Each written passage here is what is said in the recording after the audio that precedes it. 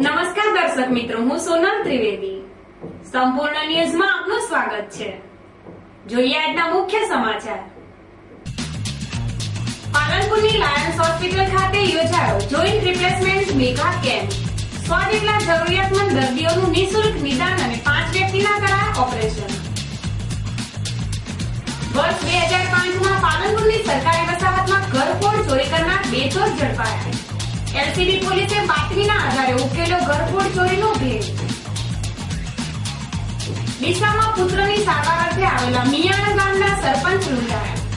અજાણ્યા 3 શખ્સોએ હુમલો કરી ₹15,000ની ચલાવી લૂંટ.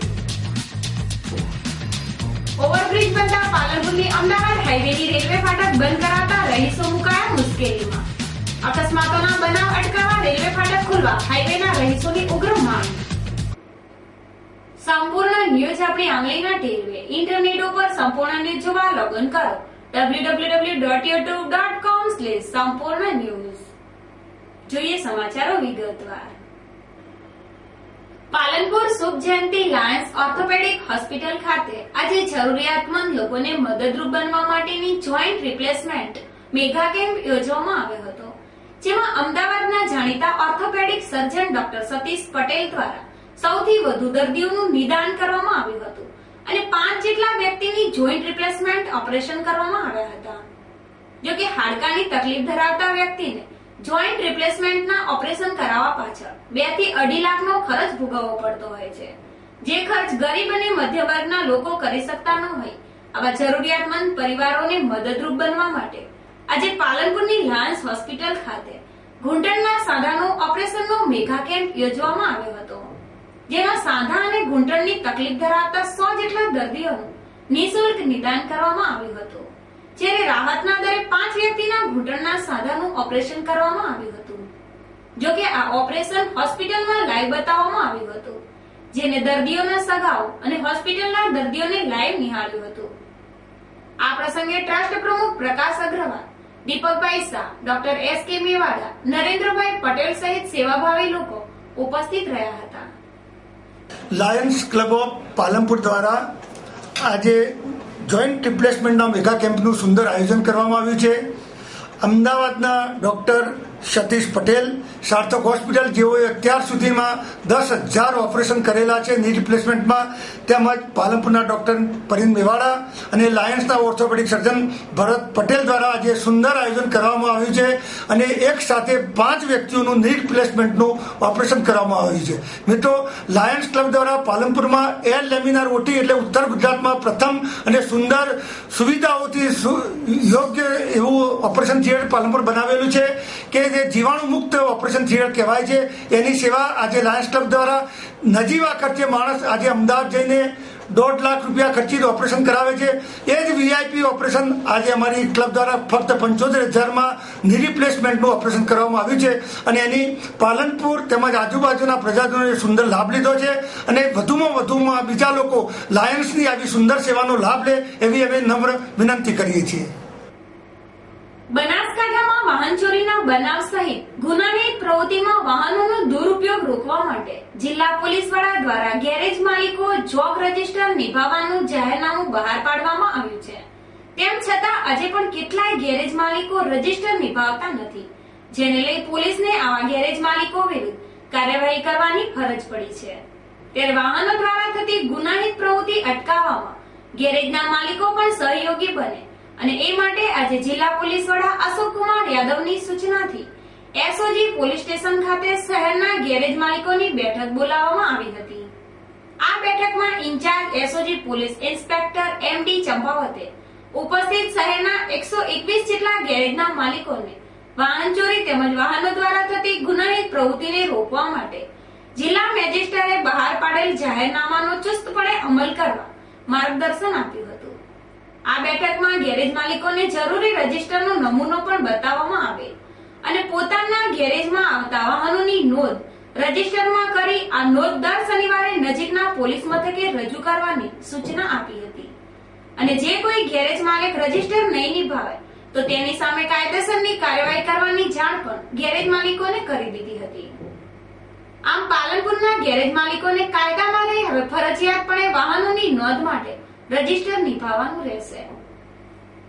મહેરબાન એસપી સાહેબની સૂચનાથી પાલનપુર શહેરના ગેરેજવાળા, ટુ વ્હીલરવાળા, ફોર વ્હીલરવાળાઓની 188 જાહેરનામા અંતર્ગતની મિટિંગ રાખેલી હતી. તેમાં અમે તેમને સૂચના આપવામાં આવી છે કે તે લોકોએ કેવી રીતે રજીસ્ટર નિભાવવા અને કેવી રીતે તેનું મેન્ટેનન્સ કરવું અને આઈ પ્રૂફ, આરસી બુક કેવી રીતે નિભાવવા અને આ ન કરવાથી એમના ઉપર શું ગુનો દાખલ થશે તેની વિગત આપવામાં આવી. બનાસકાંઠા પોલીસ વિભાગમાં ફરજ બજાવતા 103 જેટલા પોલીસ જવાનોની ખાતાકીય આંતરિક બદલી કરવામાં આવી છે, જેને લઈને પોલીસ કર્મીઓમાં ભારે હલચલ મચી જવા પામી છે. બનાસકાંઠા પોલીસ વિભાગમાં ફરજ બજાવતા એએસઆઈ, હેડ કોન્સ્ટેબલ અને ડ્રાઈવર જેવી પોસ્ટ ઉપર ફરજ બજાવતા પોલીસ જવાનો કે જે એક જ પોલીસ સ્ટેશનમાં 3 વર્ષથી ફરજ બજાવતા હોય તેવા પોલીસ કર્મીઓની જિલ્લા પોલીસ વડા દ્વારા બદલીઓ કરવામાં આવી છે. જિલ્લા પોલીસ વડા અશોક કુમાર યાદવે જિલ્લાના 103 પોલીસ કર્મચારીઓને રૂબરૂ સાંભળી તેમની બદલીઓ કરી હોવાનું સૂત્રોએ જણાવ્યું છે. પાલનપુર સહિત ગુજરાતભરમાં ઘરફોડ ચોરીને અંજામ આપતી પાલનપુરની ઘરફોડ ગેંગના 2 સાગરીતોને ઝડપી પાડી વર્ષ 2005માં પાલનપુરના સરકારી વસાહતમાં થયેલ ઘરફોડ ચોરીનો પર્દાફાશ થયો છે. જોકે એલસીબીના હાથે ઝડપાયેલ આ 2 ટીમોએ અગાઉ ઢગલાબંધ ચોરી કરી હોવાની કબૂલાત પણ કરી છે અને આ 2 ચોર અગાઉ ચોરીના ગુનામાં પાસા પણ ભોગવી ચૂક્યા હોવાનું બહાર આવ્યું છે. પાલનપુરની સરકારી વસાહતમાં વર્ષ 2005માં ઘરફોડ ચોરી થઈ હતી, જેમાં સોના ચાંદીના દાગીના અને રોકડ રકમની તસ્કરી થઈ હતી, જેની ફરિયાદ પોલીસ ચોપડે નોંધાઈ હતી. જોકે શહેરમાં વધતી જતી ચોરીઓના બનાવ રોકવા માટે જિલ્લા પોલીસ વડાએ ઘરફોડ ચોરોને ઝડપી પાડવા એલસીબી પીઆઈ એ ચૌધરીએ બાતમીના આધારે પાલનપુરના ડાયાભાઈ ગંગારામભાઈ સલાટ અને અર્જુનભાઈ ગંગારામભાઈ સલાટને ઝડપી તેમની પૂછપરછ કરી હતી, જેમાં બંને શખ્સોએ પોલીસ સમક્ષ વર્ષ 2005માં સરકારી વસાહતમાં કરેલી ઘરફોડ ચોરીની કબૂલાત કરી હતી. જોકે પોલીસના હાથે ઝડપાયેલા આ બંને ચોર રીઢા ઘરફોડિયા હોય, અગાઉ સુરત, અમદાવાદ જેવા શહેરોમાં ઘણી ચોરીઓ કરેલ હોય તેમાં પાસા પણ ભોગવી ચૂક્યા છે. જોકે રીઢા ચોર એલસીબીના હાથે ઝડપાતા પોલીસને તપાસ દરમિયાન જિલ્લાની ઘરફોડ ચોરીઓનો ભેદ ઉકેલાય તેવી શક્યતાઓ છે.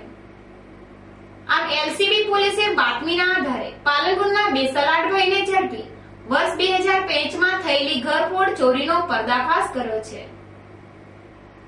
બનાસકાંઠા જિલ્લાના વેપારી મથક ડીસામાં બીમાર પુત્રની સારવાર માટે આવેલા થરાદ તાલુકાના મિયાણ ગામના સરપંચને 3 હનુમાન રોડ ઉપર 4 અજાણ્યા ઈસમોએ ઘેરી લઈને ગંભીર ઇજાઓ પહોંચાડી ખિસ્સામાંથી ₹15,000 પડાવી લીધા હોવાનો ચોંકાવનારો બનાવ પ્રકાશમાં આવ્યો છે. છેલ્લા કેટલાક વર્ષોથી વેપારી મથક ડીસા વિકાસની હરણફાળ ભરી રહ્યું છે, તેમાં પણ હાઈવે વિસ્તાર આરોગ્ય હબ રૂપે વિકસ્યો છે. અહીં તમામ રોગોની આધુનિક સારવાર મળી રહે છે, જેનો લાભ જિલ્લાભરની પ્રજા સાથે નજીકના રાજસ્થાનના લોકો પણ લઈ રહ્યા છે. પરંતુ હાઈવે વિસ્તારમાં છેલ્લા કેટલાક સમયથી અવારનવાર લુખ્ખા તત્વોની કનડગત વધી પડી છે. તેમાં પણ માથાભારે 4-5 લોકોની ટોળકી જીવલેણ હથિયારો વડે બહાર ગામથી આવતા લોકોને નિશાન બનાવી તેમનો કિંમતી સરસામાન અને રૂપિયા પણ લૂંટી લે છે. તેનો વધુ એક પુરાવા રૂપે પ્રકાશમાં આવેલા બનાવની મળતી વિગતો મુજબ થરાદ તાલુકાના મિયાણ ગામના સરપંચ દલાભાઈ ગમનાજી પટેલ તેમનો પુત્ર રમેશભાઈ બીમાર હોય તેને સારવાર અર્થે ડીસા લઈને આવ્યા હતા, જ્યાં તેની બીમારી ગંભીર હોય ઓપરેશન માટે ડોક્ટરે તેને હોસ્પિટલમાં દાખલ કર્યો હતો. તે દરમિયાન ગતરોજ તેઓ એકલા બપોરના સુમારે શહેરના 3 હનુમાન રોડ ઉપર આવેલી લોજમાં જમવા ગયા હતા અને તે લોજમાં જમી તેઓ પરત હોસ્પિટલ તરફ જતા હતા. ત્યારે અજાણ્યા 2 ઈસમોએ તેમને ધક્કો મારી તેમના ખિસ્સામાં પડેલા ₹15,000 લૂંટી ભાગી જતા હતા. તેથી બૂમાબૂમ કરી તેઓ પાછળ દોડતા અન્ય ઈસમે તેમના પગ ઉપર પથ્થર મારતા અને બીજાએ કાચની બોટલ મોઢા ઉપર મારતા તેમનો હોઠ બિરાઈ ગયો હતો. તેથી તેઓ નીચે બેસી જતા લૂંટારાઓ પલાયન થઈ ગયા હતા. બાદમાં ભાનમાં આવેલા દલાભાઈ પટેલ માંડ દવાખાને પહોંચ્યા હતા, પરંતુ તે દિવસે તેમના પુત્રનું ઓપરેશન હોય તેમણે ગઈકાલે આ બાબતની 4 અજાણ્યા ઈસમો વિરુદ્ધ પોલીસ ફરિયાદ નોંધાવી હતી. બનાવના પગલે શહેરમાં ચકચાર મચી જવા પામી છે. ત્યારે પોલીસ આ વિસ્તારમાં પેટ્રોલિંગ સઘન બનાવી બહાર ગામના લોકોને રંજડતા તત્વોનો નશ્યત કરે તેવો જનમત પ્રવર્તે છે. પાલનપુર ખાતે આજે 35મી ઔદિત્ય સહસ્ત્ર બ્રહ્મ સમાજની વાડી ખાતે સમાજ આગેવાનોનો સ્નેહ મિલન સમારોહ યોજવામાં આવ્યો હતો, જેમાં દાતાઓના દાનથી બનાવવામાં આવી રહેલા સમાજના બિલ્ડિંગ અંગે આયોજન કરવામાં આવ્યું હતું. પાલનપુરના કોજી વિસ્તારમાં આવેલ દ્રોણ બિલ્ડિંગ નજીક 35મી ઔદિત્ય સહસ્ત્ર બ્રહ્મ સમાજનું બિલ્ડિંગ નિર્માણ કરવામાં આવી રહ્યું છે, જેમાં સમાજના દાતાઓ ઉદાર હાથે દાન આપી રહ્યા છે. ત્યારે દાતાઓનું દાન ઉગી નીકળે તેના આયોજન માટે આજે પાલનપુર ખાતે આવેલી સમાજની વાડી ખાતે 35મી ઔદિત્ય સહસ્ત્ર બ્રહ્મ સમાજની બેઠક મળી હતી, જેમાં સમાજના આગેવાનો અને જ્ઞાતિબંધુઓ મોટી સંખ્યામાં ઉપસ્થિત રહી સમાજના વિકાસલક્ષી ચર્ચા વિચારણાઓ કરવામાં આવી હતી અને નવીન બની રહેલ સમાજના બિલ્ડિંગ અંગે આયોજન કરવામાં આવ્યું હતું. સહસ્ત્ર 35મી બ્રહ્મ સમાજની અત્યારે જે મિટિંગ રાખવામાં આવી એનો હેતુ એક જ છે કે સ્નેહ સંમેલન મળે અને આ જે સંકુલનું બાંધકામ થાય છે એ બાંધકામમાં જે ફાળાની રકમો બાકી છે, જે રકમો આવી ગઈ છે અને કેટલી હજુ જરૂરિયાત છે એ વિસ્તૃત માહિતી આપવા માટે અત્યારે મિટિંગ રાખવામાં આવી. દિયોદર તાલુકાના જીબડા ગામે વિવિધ દેવી દેવતાઓની પ્રતિમાનો ત્રિદિવસીય પ્રાણ પ્રતિષ્ઠા મહોત્સવ યોજાઈ રહ્યો છે, જેના પ્રારંભે આજે ગામમાં રંગેચંગે ભવ્ય શોભાયાત્રા યોજવામાં આવી હતી, જેમાં વિશાળ સંખ્યામાં ગ્રામજનો જોડાયા હતા. દિયોદરના જીબડા ગામે ગ્રામજનો દ્વારા ગામમાં હર હરેશ્વર મહાદેવ, શ્રી નકળંગ ભગવાન, શ્રી રામચંદ્રજી ભગવાન તેમજ અન્ય ગામ પાદરના દેવોની પ્રતિમાનું ત્રિદિવસીય પ્રાણ પ્રતિષ્ઠા મહોત્સવનું સુંદર આયોજન કરવામાં આવ્યું છે.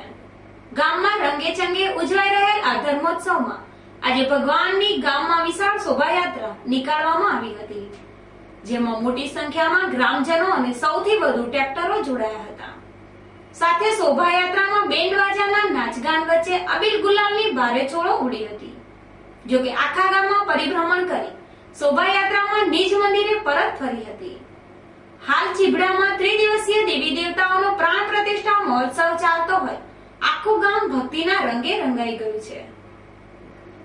પાલનપુરના અમદાવાદ હાઈવે ઉપર આવેલી રેલવે ફાટક ઉપર ઓવરબ્રિજ બનાવવામાં આવ્યો છે, જેને લઈ ઓવરબ્રિજ નીચે આવેલી રેલવે ફાટક બંધ કરી દેવામાં આવતા આ વિસ્તારમાં રહેતા સોસાયટીના લોકો મુશ્કેલીમાં મુકાયા છે. હાઈવે ઉપર 20 થી 25 જેટલી સોસાયટીઓ આવેલી છે, જેમને શહેરમાં આવવા જવા માટે આ રેલવે ફાટકનો માર્ગ સરળ બનતો હતો, પરંતુ ઓવરબ્રિજ બનવાના કારણે રેલવે તંત્ર દ્વારા આ રેલવે ફાટક કાયમી માટે બંધ કરી દેવામાં આવ્યો છે, જેને લઈ રહીશોનો નજીકનો માર્ગ બંધ થઈ જતા હાઈવે વિસ્તારના રહીશો મુશ્કેલીમાં મુકાયા છે. અને આ રેલવે ફાટક પુનઃ કાર્યરત કરવા માટે રેલવે તંત્ર તેમજ સાંસદને રજૂઆત કરવામાં આવી છે, પરંતુ તેમની રજૂઆત સાંભળવામાં ન આવતા આ વિસ્તારના લોકો રોડ ઉપર ઉતરી આવ્યા હતા અને રેલવે તંત્ર પ્રત્યે ભારે રોષ ઠાલવ્યો હતો.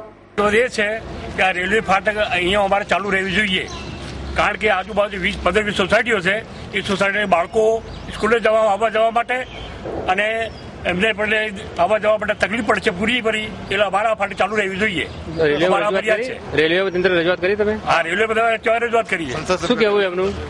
એ તમારું ચાલુ રાખ્યું અને બ્રિજ ઉપર અમારે જોખમ, અને બ્રિજ ઉપર ઢાળવામાં બાળકો જાય એટલે તો જોખમ છે. એક્સિડન્ટ થવાનો. હા, એક્સિડન્ટ પૂરેપૂરો ભાઈ છે એક્સિડન્ટ માટેનો. અને મારા જેવો તો ચડી જાય કે ઢાળ છે એટલે છેલાઈ જાય.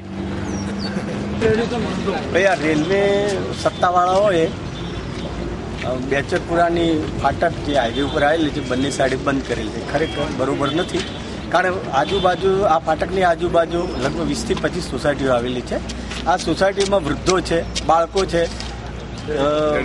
સ્ત્રીઓ છે અને એ લોકોને બજારમાં જવા માટે જો સામાન્ય રીતે આવવા માટે ને જવા માટે પુલનો 1 કિલોમીટર રસ્તો ઉપરથી જવાનો અને 1 કિલોમીટર રસ્તો આવવાનો જો રહે તો ખૂબ જ અગવડ ઊભી થાય એમ છે. આ રેલવેની બંને પાસેની ફાટકો ચાલુ રહે એ જરૂરી છે. હાલમાં શૈક્ષણિક સંસ્થાઓ બંધ છે, પણ જ્યારે સ્કૂલો ચાલુ થશે ત્યારે નાના બાળકો નાની નાની સાયકલો લઈને જતા હોય તો શું એ પુલ ઉપર થઈને જશે?